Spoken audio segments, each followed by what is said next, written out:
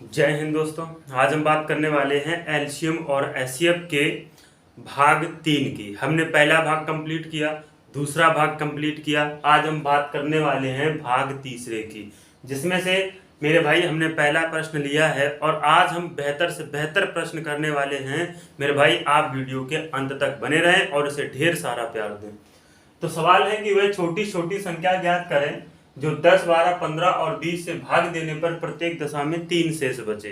तो आप एक बात हमेशा याद रखें या अपने दिमाग में तय कर लें मेरे प्यारे भाई कि अगर इसमें छोटी छोटी संख्या बोली है, क्या बोली है, छोटी छोटी संख्या बोली है, तो इसका मतलब ये है कि हमें दी गई संख्याओं का एलसीएम लेना है, मतलब लघुत्तम समावर्तक लेना है। जैसे यहाँ पे छोटी छोटी संख्या बोली गई है तो हमें मतलब 10, 12, 15 और 20 का लघुत्तम समावर्तक लेना है, जिसका लघुत्तम समावर्तक मेरे भाई कितना होगा, हम पहली क्लास में बता चुके हैं कि कितने कम समय में हम लघुत्तम समावर्तक को निकाल सकते हैं।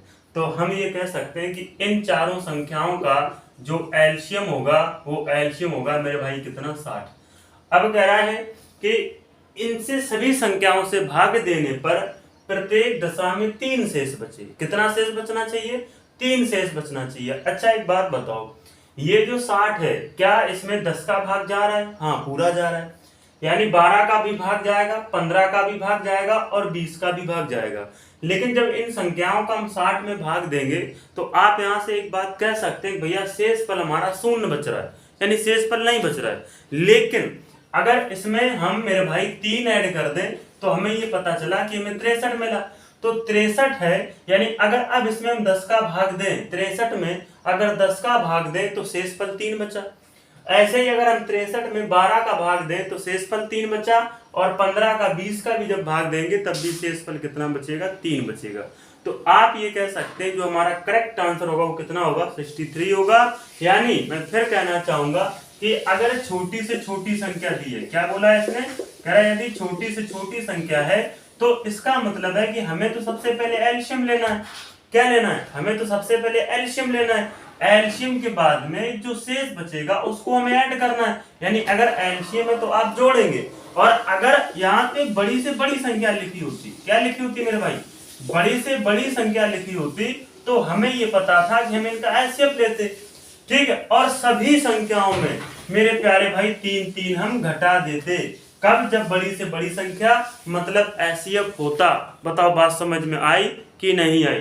जब बड़ी से बड़ी संख्या तो एचसीएफ लेंगे और छोटी छोटी संख्या तो मेरे भाई क्या लेंगे, हम इनका एलसीएम लेंगे।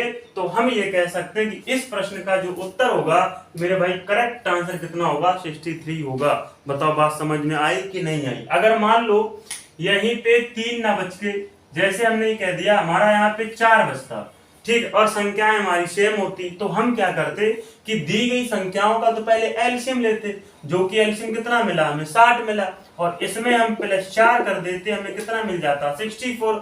तो इसका मतलब ये है कि दी गई संख्याओं में अगर हम सभी का भाग दें, यानी 10, 12, 15, 20 का भाग दें, तो शेषफल कितना बचेगा मेरे भाई, हम कह सकते हैं शेषफल हमारा 4 बचेगा। ठीक है, जो प्रश्न था हमने प्रश्न के हिसाब से लिया, तो प्रश्न के हिसाब से जो हमारा आंसर बना वो मेरे भाई आंसर कितना बना, 63। कितना बना, 63। ठीक है, ये सवाल सभी को समझ में आया।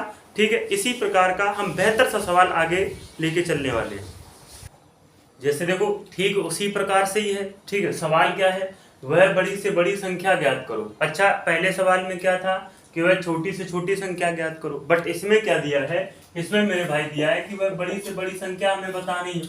क्वेश्चन नंबर 2 लिया तो बड़ी से बड़ी संख्या ज्ञात करो जिसको या जिसको 27, 39 और 33 से भाग देने पर मेरे भाई प्रत्येक दशा में कितना शेष बचना चाहिए, 3 शेष बचना चाहिए। तो आप यहाँ से थोड़ा सा ये दिमाग लगाएं कि पहले वाले सवाल में था छोटी से छोटी, बट इसमें क्या दिया है, इसमें तो बड़ी से बड़ी संख्या दी है, और जब इसमें बड़ी से बड़ी संख्या दी है तो आप यहाँ से ये कह सकते हैं कि मतलब अगर जब बड़ी से बड़ी संख्या है, क्या है मेरे भाई, जब बड़ी से बड़ी संख्या है तो इसका मतलब यह है कि हम दी गई संख्याओं का एचसीएफ ज्ञात करेंगे। क्या ज्ञात करेंगे, एचसीएफ ज्ञात करेंगे। लेकिन एक बात आप सदैव तय रखें कि मेरे भाई जो संख्याएं दी गई हैं, ठीक है, जो संख्याएं दी गई है, जैसे 27 है, आपका 39 है और आपका कितना दिया है, 33 है, यानी दी गई संख्याओं में, यानी प्रत्येक दी गई संख्याओं में हमें -3 करना है। क्या करना है? हमें -3 करना है। तो जैसे ही -3 किया, यहाँ पे हमें 24 मिला, और जैसे यहाँ पे मेरे भाई हमने -3 किया, हमें 36 मिला, और जैसे यहाँ पे -3 किया तो हमें कितना मिल गया? 30 मिल गया। यानी 24, 36 और 30 का हमें लेना है मेरे भाई HCF। हमें क्या लेना है? HCF लेना है।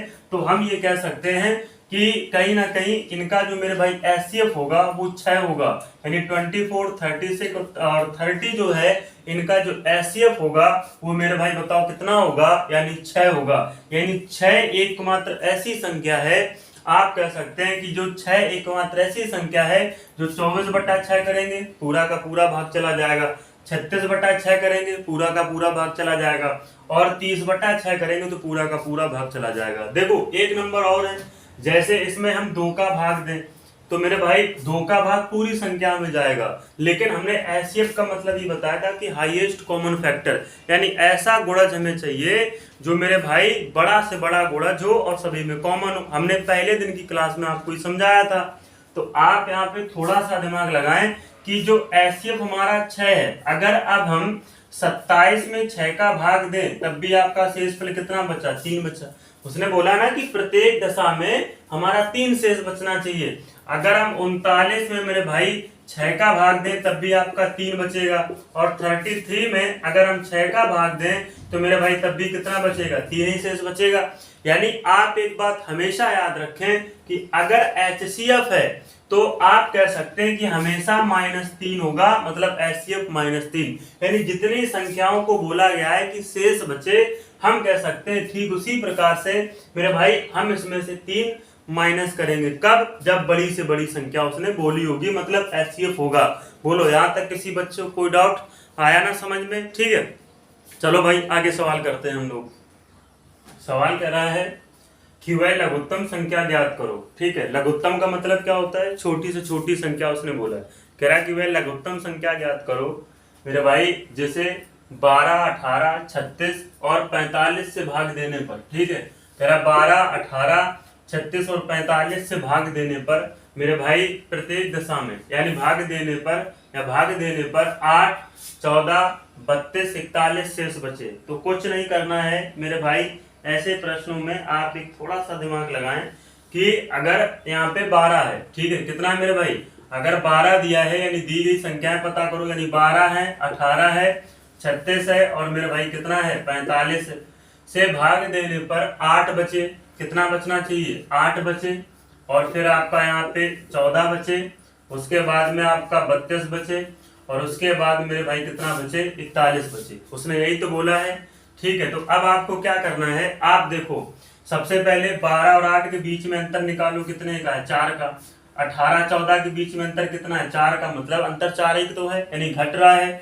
यहाँ पे अंतर कितना है? 4 का। यहाँ पे अंतर कितना है? 4 का। और आप एक बात हमेशा याद रखें कि जब भी बात करिए उसने लघुत्तम की और कह रहा से भाग चला जाए, याद रखना से का वर्ड बहुत तगड़ा होता है मेरे भाई। और 45 से भाग देने पर, यही तो बोल रहा है, कह रहा से भाग देने पर 8, 14, 32, 41 शेष बचे। तो हमने क्या किया? सबसे पहले ऊपर वाली संख्याएं उठाई, दी गई संख्याओं में हमने रखा 12, 18, 36, 45, और बाद की जो दी गई संख्याओं में हमने रखा 8, 14, 32, 41।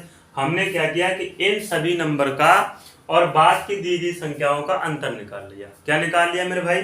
हमने इनका अंतर निकाला। अब क्या करना है? देखो, सबसे पहले आप एक बात तय रखें कि जो पहले की संख्याएं दी हैं, यानी पहली संख्या है 12, और 12 के बाद में 18 के बाद में 36 और 36 के बाद में है 45। क्या है? 36 के बाद में है 45। यानी लघुत्तम संख्या ज्ञात करनी है, मतलब छोटी से छोटी संख्या ज्ञात करनी है। और अगर छोटी से छोटी संख्या की बात हो तो आप हमेशा याद रखें कि दी गई संख्याओं का हमें एलसीएम ज्ञात करना है। क्या ज्ञात करना है? दी गई संख्याओं का हमें मेरे भाई एलसीएम ज्ञात करना है।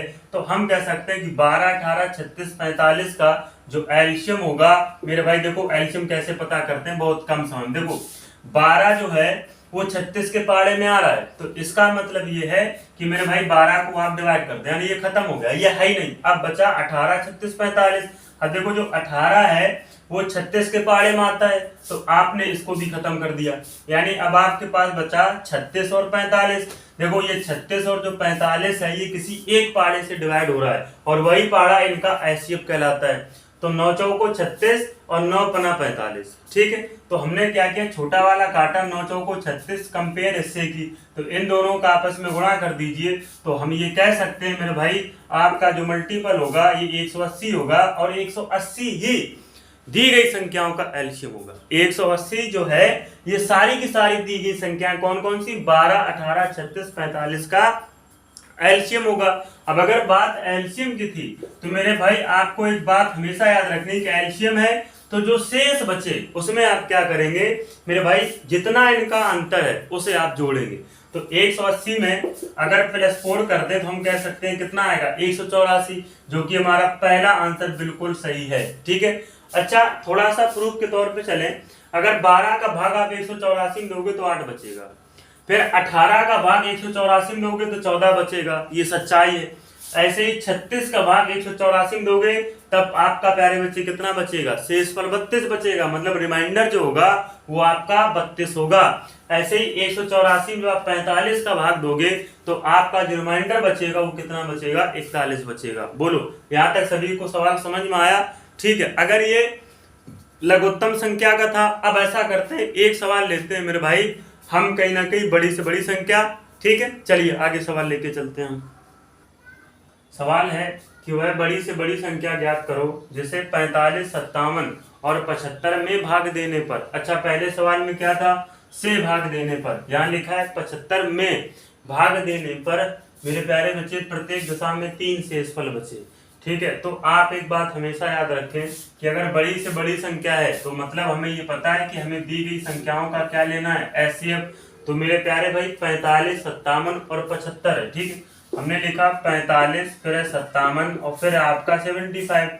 अब कह रहा प्रत्येक दशा में 3 शेष बचे, तो आपको दी गई संख्याओं में यानी सभी दी गई संख्याओं में -3 और -3 आपको करना ही पड़ेगा। तो 45 में 3 गया आपका 42 बचा, 57 से 3 गया आपका 54 बचा और 75 से 3 गया आपका कितना बचा, 72 बचा, ठीक है। यानी 42, 54, 72 का हमें लेना है लघुत्तम समापवर्त, सॉरी क्या लेना है, एचसीएफ लेना है, मतलब महत्तम समापवर्तक लेना है। तो हम कह सकते हैं कि इनका जो एचसीएफ होगा वो मेरे भाई कितना होगा, 6 होगा। कितना होगा, 6 होगा, क्योंकि 6 का भी भाग इसमें जा रहा है और इसमें भी जा रहा है और इसमें भी जा रहा है। इसका मतलब ये है कि दी गई संख्याओं का जो एचसीएफ होगा वो कितना होगा, 6 होगा। अब अगर 6 का भाग सभी में देके दिया तो कहीं ना कहीं पूरा का पूरा भाग इसमें चला गया, ठीक है। देखो 4 सवाल किए, चारों सवाल में अगर कोई भी थोड़ा सा भी डाउट है तो मेरे भाई आप कमेंट बॉक्स में जरूर बताना कि ये सवाल ऐसा नहीं वैसा, ठीक है। लेकिन हमें इतना भरोसा है कि जो भी YouTube पे हम कंटेंट देंगे वो 1 नंबर कंटेंट होगा, मैं ये तुमसे प्रॉमिस करता हूँ, ठीक है। आगे सवाल लेके चलते हैं मेरे भाई।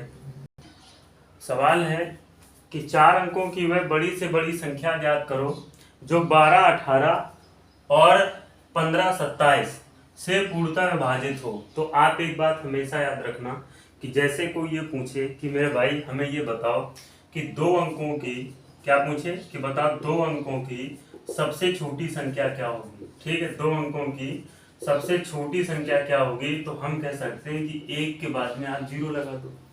तो 2 अंकों की सबसे छोटी संख्या क्या हो गई, 1 और 0, और 1 अंक की सबसे छोटी संख्या 1 होगी ना कि 0 होगी, ठीक है। अगर यही पूछे कि बताओ 3 अंकों की सबसे छोटी संख्या क्या होगी, तो 1 के बाद में आप 2 शून्य लगा दो, तो 3 अंकों की सबसे छोटी संख्या हो गई, ठीक है। अगर 4 अंकों की पूछी जाए तो मेरे भाई आपको क्या करना है, 4 अंकों की पूछ रहा है तो 1 के बाद में आप 3 शून्य लगा दो, तो 4 अंकों की सबसे छोटी संख्या हो गई। लेकिन जो सवाल है वो मेरे भाई हमसे ये कह रहा है कि 4 अंकों की वह बड़ी से बड़ी संख्या ज्ञात करो। देखो यहाँ पे आप ये मत सोचना कि अगर बड़ी से बड़ी संख्या बोली तो मतलब एचसीएफ लेना है, नहीं ऐसा नहीं है। वो हमसे ये पूछ रहा है कि 4 अंकों की हमें बड़ी संख्या बताओ। क्या पूछ रहा है कि हमें 4 अंकों की मेरे भाई सबसे बड़ी संख्या पूछा है। तो हम थोड़ा सा अगर आपसे ये कहें कि ये थी छोटी संख्या की बात, किसकी बात थी मेरे भाई, छोटी संख्या की बात। लेकिन अगर ऐसे ही बोला जाए कि 2 अंकों की हमें सबसे बड़ी संख्या बताओ, तो हम ये कह सकते हैं कि आप 99 रखिए, क्योंकि 1 से लेकर 9 तक अगर हम चलेंगे तो सबसे छोटी संख्या 1 होगी और सबसे बड़ी जो संख्या होगी वो मेरे भाई कितनी होगी, आपकी 9 होगी। अब अगर 2 अंकों की पूछी है तो 99, मतलब 9 के बाद में एक और 9 होगा। अगर ऐसे ही उसने 3 अंकों की सबसे बड़ी संख्या पूछी है तो हम कह सकते हैं कि 999 है। और अगर उसने 4 अंकों की सबसे बड़ी संख्या पूछी है तो हम कह सकते हैं भैया 9999 होगी। बताओ, यहां तक किसी को कोई डाउट नहीं है ना? आगे बढ़े। कह रहा है जो 12, 18, 15, 27 से पूर्णतः विभाजित हो, यानी कि कह रहा कि विभाजित हो, आप समझना, से पूर्णतः विभाजित हो, से पूर्णतः विभाजित हो मतलब हमें लघुत्तम समापवर्तक लेना है। आप इस वर्ड को हमेशा याद रखें कि अगर से की बात कही है तो कहीं ना कहीं मेरे भाई हमें दी गई संख्याओं का एलसीएम लेना है, और अगर से के स्थान पे उसने में बोला होता तो दी गई संख्याओं का हमें हाईएस्ट कॉमन फैक्टर लेना पड़ता। तो अब आप यहाँ पे देखो मेरे भाई कि अगर 4 अंकों की बड़े से बड़ी संख्या है, इसका मतलब यह है कि 4 अंकों की सबसे बड़ी संख्या मेरे भाई क्या होगी, 9999। बताओ यही तो होगी कि नहीं होगी? 9999 4 अंकों की सबसे बड़ी संख्या। कह रहा है कि जो 12, 18, 15 से पूर्णतः विभाजित हो। तो अब आप क्या करेंगे कि 12 का और 18 का और 15 का और 27 का लेंगे मेरे भाई क्या, एलसीएम, क्योंकि यहाँ पे से की बात की है, करा से पूर्णतः विभाजित हो। तो 12, 18, 15, 27 जो है इनका एलसीएम लेंगे। तो आप एक बात याद रखना कि 12, 18, 15, 27 यानी 12, 18 को हमने ले लिया, हमने इन दोनों संख्याओं को उठाया, ठीक है। क्या करना है, सबसे पहले ये पता करो कि 12, 18 में ऐसी कौन संख्या है जो उसको पूर्णतः विभाजित तो करेगी। तो कहीं ना कहीं 6 है, वो संख्या कौन सी है, 6 है। तो 6 का दूना 12, कंपेयर ऐसी की 18 दूना 36। अब संख्याएं बची 36, 45 और 27, यही तो बची। देखो ये 36 और ये 27 किसी एक पारी जा रही, मतलब बड़ी संख्या पहले उठाओ। तो 9 चौको 36 और 9 3 27, ठीक है। 9 चौको 36 और 9 3 27। ऐसा करिए आप मेरे प्यारे भाई, इसको अगर काटेंगे बड़ी संख्या काट दो, ठीक है। 9 चौको 36, कंपेयर इस संख्या की तो इसका मल्टीपल।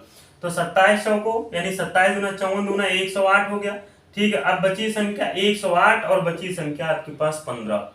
तो ये पता करो कि ये 15 जो है, ये जो 108 है, क्या पहले एक ही पारी में आ रही है? नहीं आ रही है। तो आप कह सकते हैं कि अगर ऐसा नहीं है तो फिर आप ये पता करो कि 15 और 108 में मेरे भाई कहीं ना कहीं ऐसा कौन सा अंक है, वही अंक हमारा एचसीएफ कहलाएगा जो 108 और 15 को पूर्णतः विभाजित कर सके, ठीक है। तो ये हो जाएगा हमारा 8 और 1 9, मतलब 3 से कटेगा। ये किससे कटेगा? 3 से ही तो कट रहा है। तो मेरे भाई अगर हम इसको 3 से काट दें तो ये 5 बार गया। बताओ 5 बार गया नहीं गया? अब इनका आपस में मल्टीपल कर दो। तो 100 गुणा 5 मतलब 500 और 8 गुणा 5 मतलब 40। तो हम कह सकते हैं कि इनका जो मेरे प्यारे भाई एलसीएम होगा वो एलसीएम कितना होगा? 540। यानी कि जितनी भी संख्याएं आपको दी हैं उतने कितनी संख्याएं दी हैं? उतनी संख्याएं, मतलब कि कहीं ना कहीं 12, 18, 15, 27 का यानी 12 का कामा 18 का कामा 15 का और कामा 27 का जो मेरे भाई एलसीएम होगा वो कितना होगा? 540 होगा। अब यहां तक आप कर चुके। इसके बाद में आप क्या करने वाले हैं? इसके बाद में आप करेंगे मेरे भाई कि जो 540 है यानी 9999 में 9999 आप अंदर रख के और भाग लगाना है किससे? 540 से, ठीक है। भाग लगाना है आपको किससे? 540 से। तो 999 पहले भाग दिया तो एक बार गया 540 एकम 540, इसे घटाया 9 आया, यहाँ पे 9 में 4 गया 5 बचा, 9 में से 5 गया, आपका कितना बचा? 459 बचा। यानी ये बचा आपका रिमाइंडर और ये हो गया हमारा भागफल। भागफल आया 1। अब क्या भाग जा रहा है इसमें? अब तो यार भाग नहीं जा रहा है। तो आप ऐसा करिए, यहाँ से 9 उतारिए, यहाँ हो गया 4599। कितना हो गया? 4599 का जब हम भाग लगाएंगे मेरे भाई 8 बार, ठीक है। तो 8 बार जब भाग लगाएंगे तो 8 की 0 मिली, ठीक है। 8 चौको 32 की 2 हासिल लगी 3, 8 45 और 40 और 3 कितना हो गया मेरे भाई? 43। तो कहीं ना कहीं आप ये कह सकते हो कि 4599 से ही छोटा है। अगर एक बार और हम भाग लगाते तो कहीं ना कहीं भाई ये आपका 4599 से बड़ा हो जाता, तो 8 बार हमारा भाग सही है। अब जब इसको घटाएंगे तो यहाँ बचा आपका कितना मेरे भाई 9, यहाँ बचा आपका 7, और यहाँ बचा 5 में से 3 गया 2, और 4 में से 4 गया 0। यानी आपका ये मेरे भाई क्या बचा, रिमाइंडर बचा, मतलब शेष फल बचा। अगर 540 से भाग दिया तो रिमाइंडर कितना बचा, कितना बचा आपका रिमाइंडर बचा 279। कितना बचा, 279 बचा। अच्छा एक बात बताओ कि अगर हम इन सभी संख्याओं से इसमें भाग लगाएंगे, ठीक है, तो कहीं ना कहीं कह रहा है कि पूर्णता विभाजित होना चाहिए, लेकिन ये जो संख्या है ये संख्या कहीं ना कहीं आपकी एक्स्ट्रा निकली है। क्या निकली है, ये जो रिमाइंडर है ये एक्स्ट्रा निकला है। अगर रिमाइंडर ना बचता तो कहीं ना कहीं 9999 में 15 18 45 12 18 15 27 का पूर्णता भाग चला जाता, बट ऐसा नहीं होगा। क्यों नहीं होगा, क्योंकि इसमें रिमाइंडर बच रहा है कितना, 279। तो अगर रिमाइंडर को हम 4 अंकों की सबसे बड़ी संख्या से माइनस कर दें जो उसने हमसे पूछा है, तब कहीं ना कहीं पूर्णता भाग चला जाएगा। तो मेरे भाई अगर हम इस संख्या को इसमें से माइनस कर दें 279 को, यानी कि 9999 में अगर हम माइनस कर दें 279 यानी 279, तो आपका आया कितना, 0 गया, ठीक है, 9 से 9 0, 9 में से 7 गया आपका 2 बचा, 9 में से 2 गया 7 बचा, आगे आपका 9 बचा। तो ये भी 4 अंकों की बड़ी से बड़ी संख्या हो गई 9720। यानी जो संख्या आपकी इसमें एक्स्ट्रा थी वो संख्या आप इसमें माइनस करेंगे, तब जाके कहीं ना कहीं आपका 100% उत्तर बनेगा। तो इस प्रश्न का जो उत्तर होगा मेरे भाई दूसरा होगा 9720। बताओ सभी को समझ में आया कि नहीं आया। ठीक है मेरे प्यारे भाई, आप कहीं ना कहीं बेहतर तरीके से ऐसे सवालों कर सकते हैं, बहुत आसान भाषा में। ठीक है भाई, इसी प्रकार से या कहीं ना कहीं बेहतर सवाल लेके चलते हैं। ठीक है, अगला सवाल लिखते हैं। देखो अगला सवाल क्या है। सवाल है 5 अंकों की वह छोटी से छोटी संख्या ज्ञात करना है जो 12, 24, 48, 60 व 96 से पूर्णतः विभाजित हो। देखो पहले जो हमने सवाल पढ़ा वो सवाल क्या था कि हमें 5 अंकों की 4 अंकों की बड़ी से बड़ी संख्या ज्ञात करनी थी। अब क्या करना है, अब इस सवाल में हमें करना है 5 अंकों की वह छोटी से छोटी संख्या। तो हम अभी आपको बता चुके हैं कि जब भी छोटी संख्याओं की बात हो तो 1 के बाद में आप शून्य लगा दीजिए। 1 को तो आप गिनिए, लेकिन उसके बाद में भी आप शून्य लगा दीजिए। तो 5 अंकों की हमें बड़ी से बड़ी अगर संख्या पता करनी है तो मेरे भाई 1 के बाद में हम कहीं ना कहीं शून्य संख्या कितनी कर दें, 4 कर दें। तो ये हो गई आपकी 5 अंकों की सबसे छोटी संख्या। ठीक है, छोटी संख्या हो गई 5 अंकों की। अब कह रहा है मेरे प्यारे भाई, ये सवाल बोल रहा है कि 12, 24, 48, 60 व 96 से पूर्णतः विभाजित हो। तो ऐसे प्रश्नों में आप दिमाग लगाएं। कह रहा है कि 12, 24, 48 और 60 से पूर्णतः विभाजित हो। इसमें से है, से तो मतलब हमें एलसीएम लेना है। ठीक है, में भाग चला जाए तो आपको कहीं ना कहीं एचसीएफ लेना है।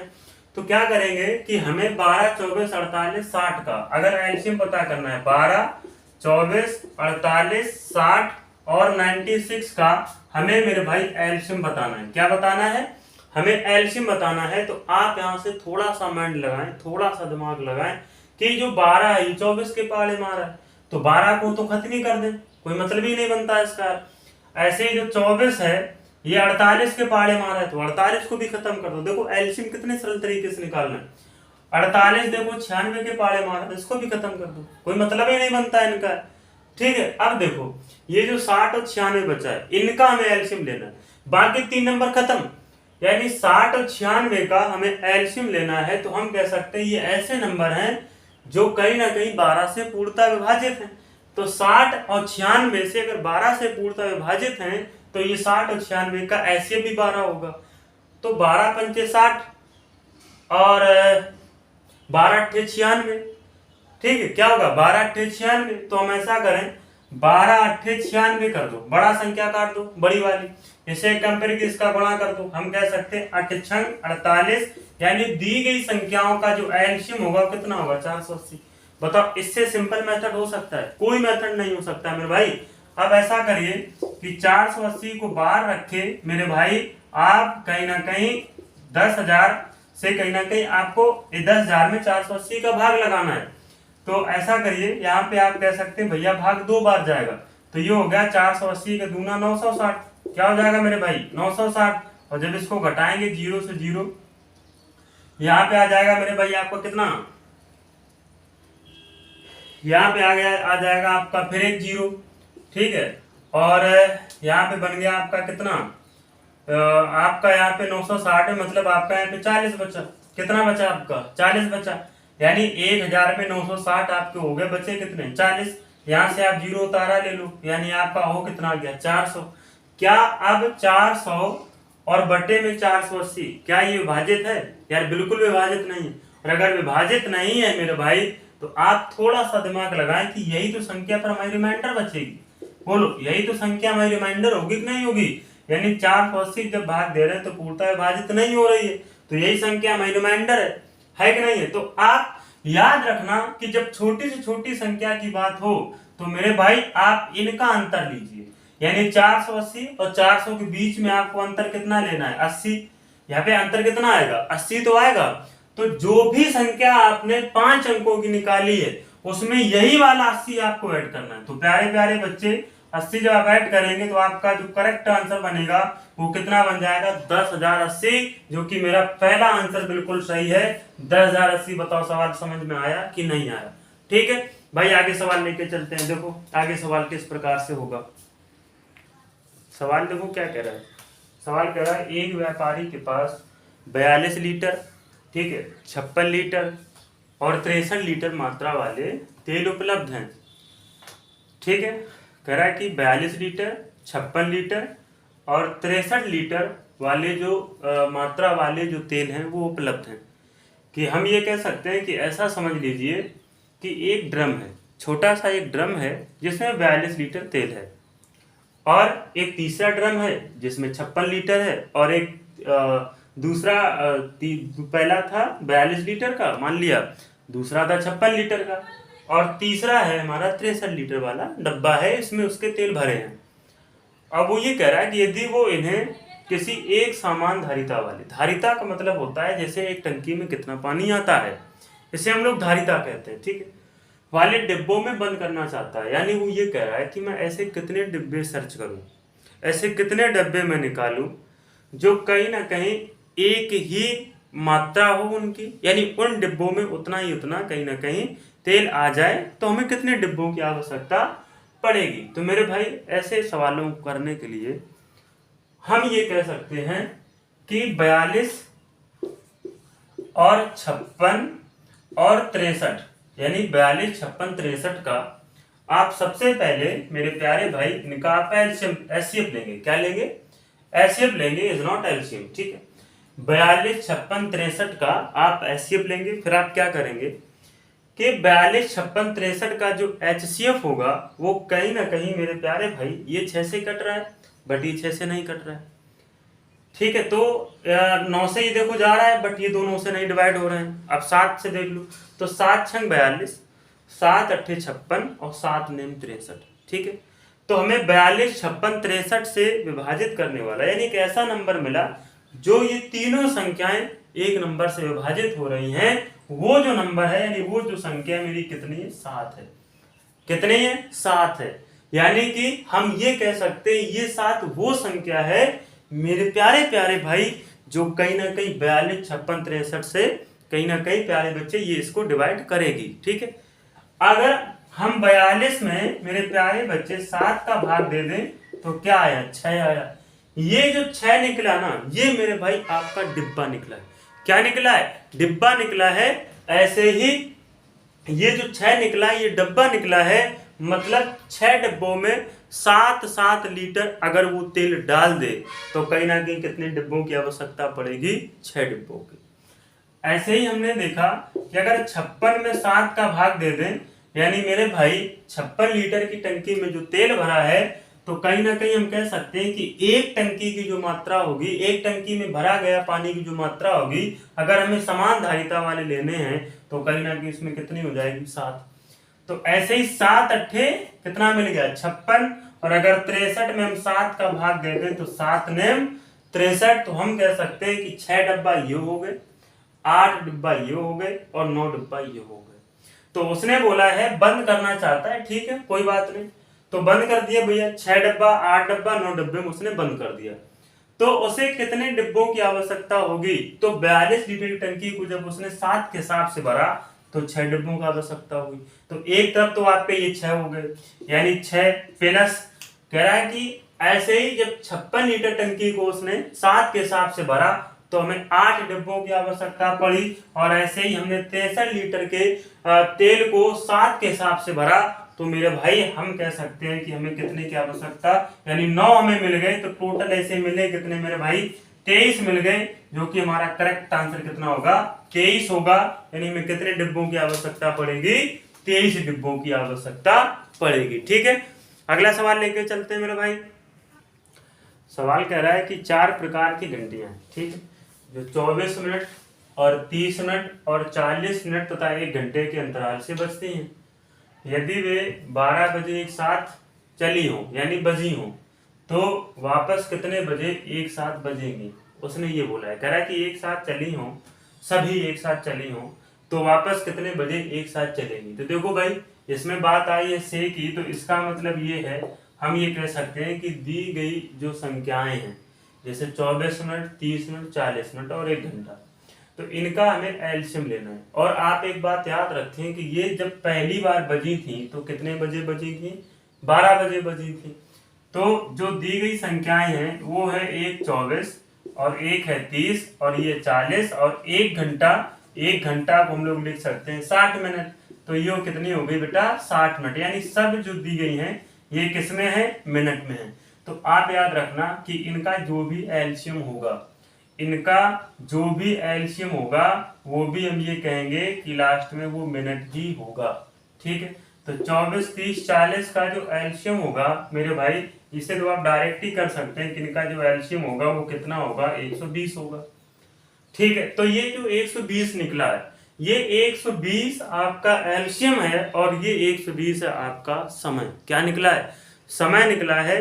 मतलब कि अगर 12 बजे वो चली थी तो 120 मिनट के बाद वो फिर से बजेंगी। अगर पहली बार हम कह सकते हैं कि 12 बजे वो बजी थी और फिर 120 मिनट के बाद बजी, मतलब कि 2 घंटा बाद बजी, तो आप ऐसा करिए, इसमें आप +2 यानी 2 घंटा, या 2 घंटा की जगह हम लिख सकते हैं 120 मिनट, जो कि आप ये कह सकते हैं कि अगर इसमें 2 घंटा या 120 मिनट हम ऐड कर दें तो कहीं ना कहीं वो फिर से कितने बजे बजेंगी? ठीक 2 बजे बजेंगी। यानी 12 बजे पहली बार बजी और 2 बजे लास्ट में बजी, तो कहीं ना कहीं हमारा जो आंसर होगा मेरे भाई वो कितना होगा? करेक्ट 2 बजे। आप कह सकते हैं कि करेक्ट 2 बजे बजेंगी। ठीक है, तो आज के लिए मेरे भाई इतना ही रखते हैं। मिलते हैं हम लोग अगले वीडियो में। इस वीडियो को मेरे प्यारे भाई आप ढेर सारा प्यार दें। ठीक है, जय हिंद, जय भारत।